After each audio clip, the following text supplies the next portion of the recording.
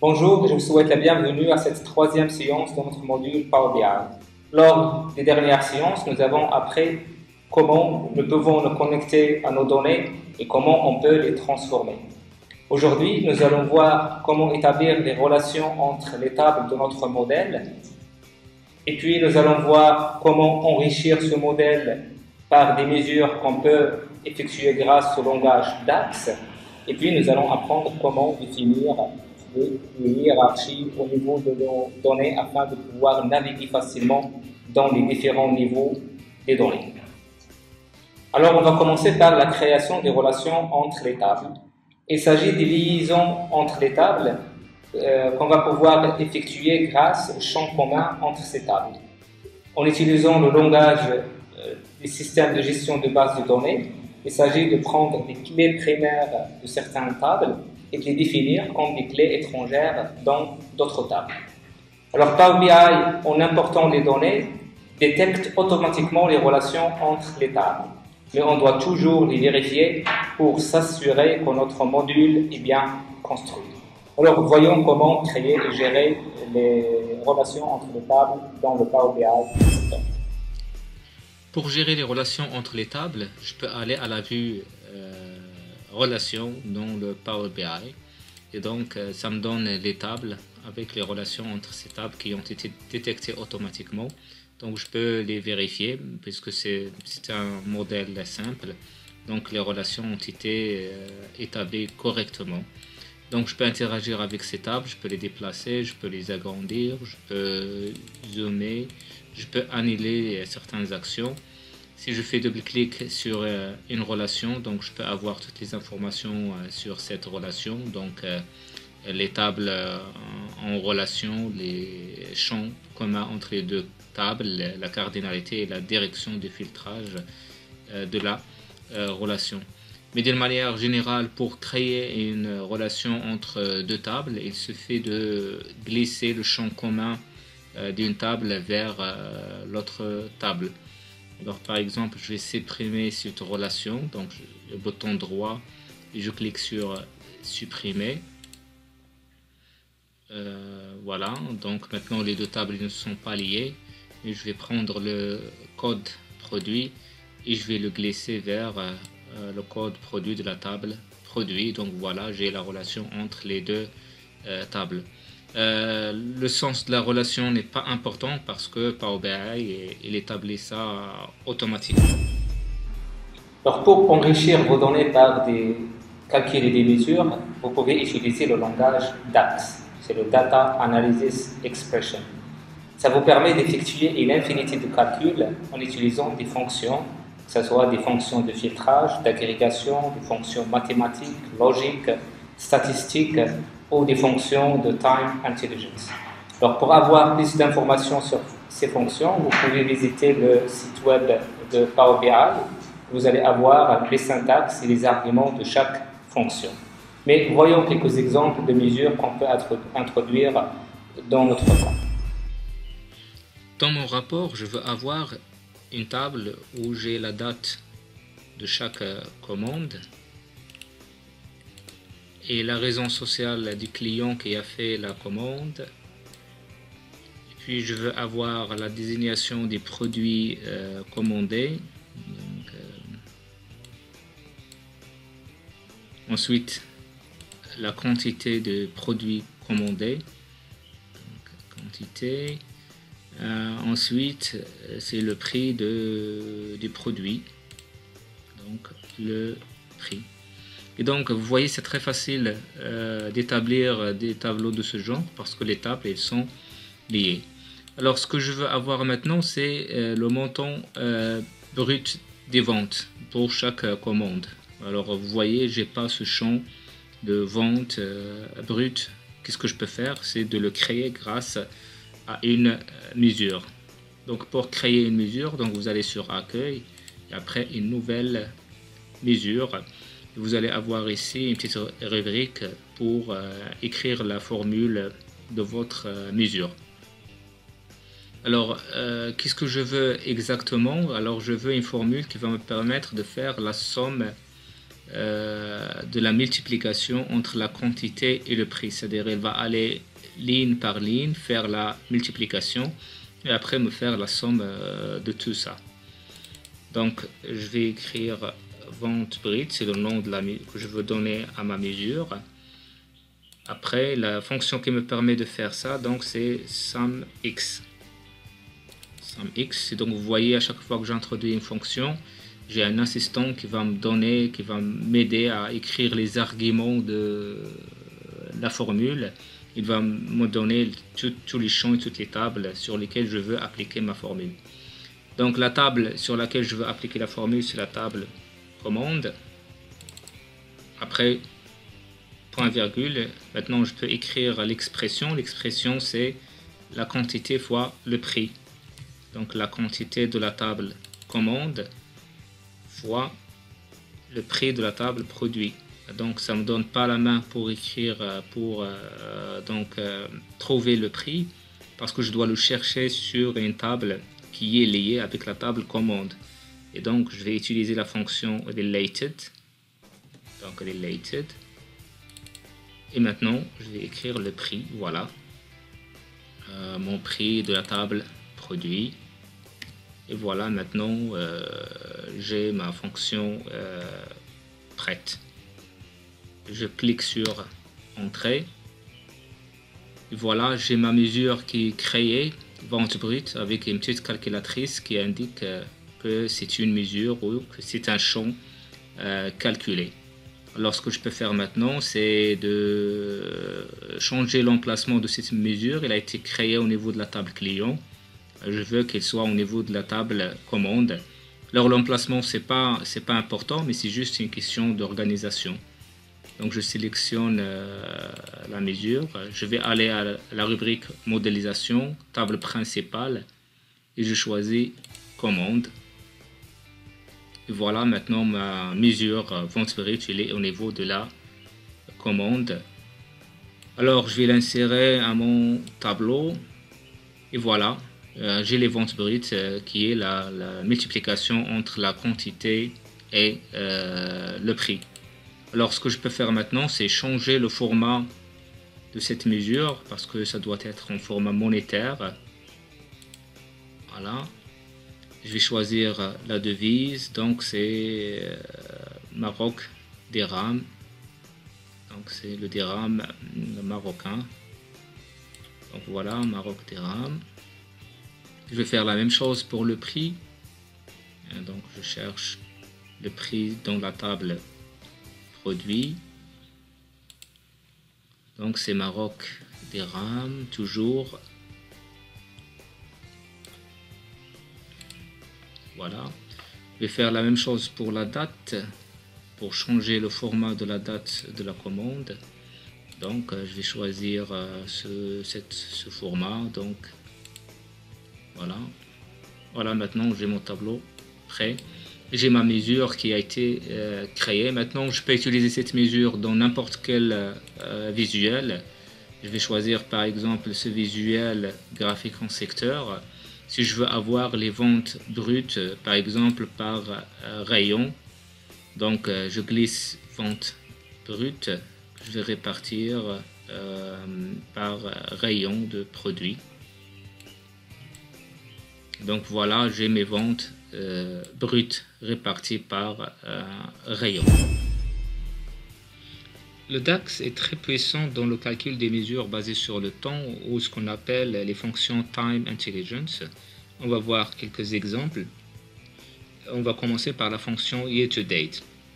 Alors j'ai ici une matrice où j'ai les mois des commandes dans les lignes et les années dans les colonnes et les valeurs qui correspondent aux ventes brutes. Alors ce que je peux faire, c'est calculer la valeur Year to Date, c'est-à-dire le cumul des ventes depuis le début de l'année jusqu'à une date définie. Alors je vais commencer par le calcul d'une nouvelle mesure. Donc je vais appeler vente brute year to date. La fonction qui me permet de faire ça, c'est total year to date. Et donc je vais introduire l'expression. L'expression c'est déjà prête, on l'a déjà calculé dans l'autre mesure. Donc ce sont les ventes brutes. Après, je vais choisir la date que je vais appliquer pour le filtre. Donc, c'est la date des commandes. La date des commandes. Puis, la date. Et voilà, j'ai ma mesure prête. Je vais changer son emplacement. Donc, au niveau des commandes. Alors, je vais copier maintenant cette matrice. Et au lieu d'avoir les ventes brutes, je vais avoir les ventes brutes year to date. Et voilà, comme vous voyez, j'ai le cumul de ventes depuis le début de l'année jusqu'à donc la fin de l'année. On va voir une autre fonction de Time Intelligence, c'est la fonction Same Period Last Year. Alors on va prendre le scénario suivant. Maintenant j'ai les ventes cumulées pour chaque année. Je veux avoir les ventes cumulées de l'année précédente ou de la période précédente. Donc je vais introduire une mesure Same Period Last Year. Donc je vais l'appeler vente brute year to date last year. Donc maintenant je vais utiliser une fonction calculate. C'est une fonction extrêmement importante qui me permet de faire des calculs très complexes et d'y appliquer des filtres. Donc l'expression, c'est la mesure qu'on vient de créer, c'est les ventes brutes year to date que je vais filtrer par same period last year, que je vais appliquer sur la date de la commande. Voilà. Maintenant j'ai ma fonction, ma mesure prête. Donc je vais changer son emplacement au niveau des commandes et je vais l'insérer dans ma matrice. Donc vous voyez maintenant pour chaque année on a les ventes cumulées de l'année et les ventes cumulées de l'année dernière ou bien l'année précédente. Vous voyez pour l'année 2014 il n'y a pas de vente brute de l'année précédente parce qu'il n'y avait pas de vente au niveau de l'année 2013. Alors maintenant j'ai les ventes de l'année, j'ai les ventes de l'année précédente. Ce que je peux faire c'est calculer la variation. Donc je vais introduire une nouvelle mesure. C'est la variation des ventes brutes year to date qui est égale tout simplement aux ventes brutes year to date et les ventes brutes last year. Voilà, j'ai la fonction, je vais changer son emplacement comme toujours, question d'organisation. Et puis maintenant je veux avoir cette variation en pourcentage, donc je vais créer une nouvelle mesure. Donc c'est la variation en pourcentage des ventes brutes year to date. Donc qui est égal à la variation qu'on vient de calculer sur les ventes de l'année précédente. Donc vente brute year to date last year, et je vais appliquer le format pourcentage et changer son emplacement au niveau des commandes, et donc je vais l'introduire dans ma matrice. Voilà, pour chaque année j'ai la variation en pourcentage entre les ventes de l'année, de la période, et les ventes de la même période de l'année précédente. Donc j'ai les variations pour chaque mois et au total j'ai la variation de l'année. Alors je vais illustrer tout ça à travers un petit graphe.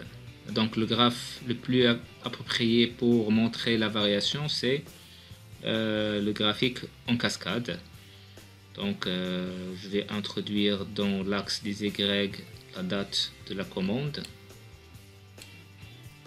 et puis je vais introduire la variation en pourcentage.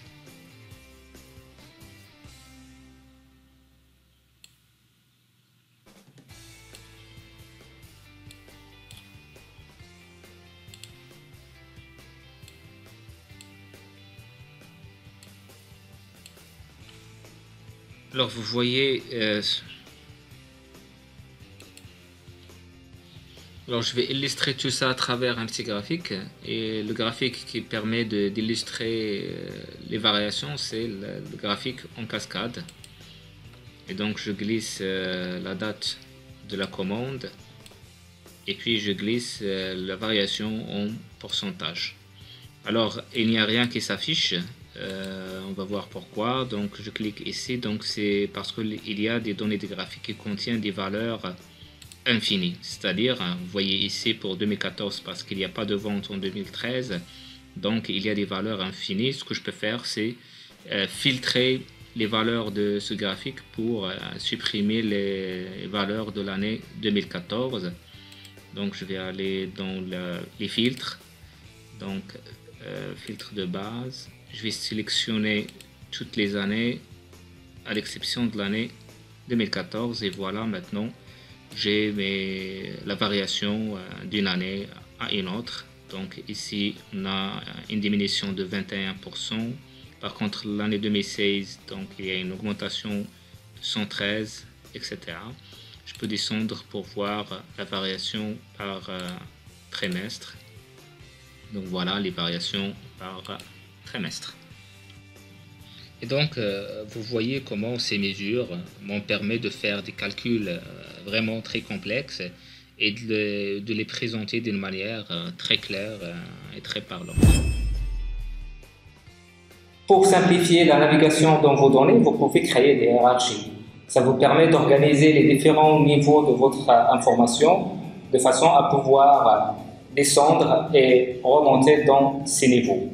Alors, vous pouvez descendre en effectuant un drill down et visualiser les informations détaillées, comme vous pouvez remonter en effectuant un roll-up afin de visualiser les informations agrégées. Alors, voyons comment on peut définir des hiérarchies grâce au Power Desktop. Alors, j'ai ici dans la table produit les champs catégories, désignation, produits et rayons. Alors, dans chaque rayon, il y a plusieurs catégories. Dans chaque catégorie, il y a plusieurs produits. Dans chaque produit, il y a plusieurs désignations. Alors, pour faciliter la navigation dans ces champs, donc, on doit créer une hiérarchie. Pour la créer, c'est très simple. Il suffit de prendre un champ et de le glisser vers un autre. Donc, voilà, la hiérarchie elle est créée. Après, je vais ajouter les autres champs de la hiérarchie. Donc, je vais ajouter produit et après, je vais ajouter désignation. Après, je vais changer l'ordre de la hiérarchie. Donc, j'ai le rayon, après la catégorie, le produit et la désignation. Donc, l'ordre il est établi. Je peux changer l'ordre si je veux. Il suffit de glisser le champ vers l'ordre où vous voulez le mettre. Alors maintenant, on va insérer ça sur un graphique. Donc, je vais choisir maintenant le graphique en agneau. Et je vais donc glisser les ventes brutes, la mesure qu'on vient de créer. Et après, je glisse. Maintenant, on va répartir ça par produit. Donc, je vais glisser toute la hiérarchie. Donc, vous voyez, il a établi les ventes, il les a réparties par le niveau supérieur de la hiérarchie, c'est-à-dire les rayons. Maintenant, pour voir les autres niveaux de la hiérarchie, j'ai deux façons de faire. Soit cliquer ici, et donc je vais avoir toutes les catégories confondues, ou bien je peux cliquer ici et après, par exemple, cliquer sur multimédia. Donc, ça me donne seulement les catégories du rayon multimédia. Si je clique par exemple sur téléviseur, donc je vais avoir deux types de produits, TV LED et TV 4K. Si je clique par exemple sur TV LED, donc je vais avoir trois désignations, Smart TV 55 pouces, 40 pouces ou bien 50 pouces. Et donc voilà comment créer des hiérarchies et naviguer dans les différents niveaux de la hiérarchie. Alors maintenant, j'ai mon modèle prêt à être exploité. Et pour simplifier davantage son exploitation, je peux effectuer quelques opérations d'optimisation de ce modèle. Je peux masquer des champs, renommer des tables, renommer des champs, etc. Alors je vois ici par exemple au niveau de la table client, j'ai le téléphone, le code client et la boîte postale. Je sais que je ne vais jamais utiliser ces informations dans mes visuels. Donc ce que je peux faire, c'est de les masquer afin d'alléger mon modèle. Donc pour masquer, je clique par le bouton droit et puis masquer. La même chose pour code client. D'abord pour le code client masqué. Et pour le téléphone masqué, voilà, j'ai mon modèle un peu allégé. Je vais avoir seulement les champs que je vais utiliser, ce qui va simplifier l'exploitation des modèles. Si je veux par exemple les afficher encore une fois, donc je vais aller à la vue données, puis je vais aller à la table client. J'ai ici les champs masqués. Si je veux par exemple réapparaître l'un des champs, donc je clique par le bouton droit et donc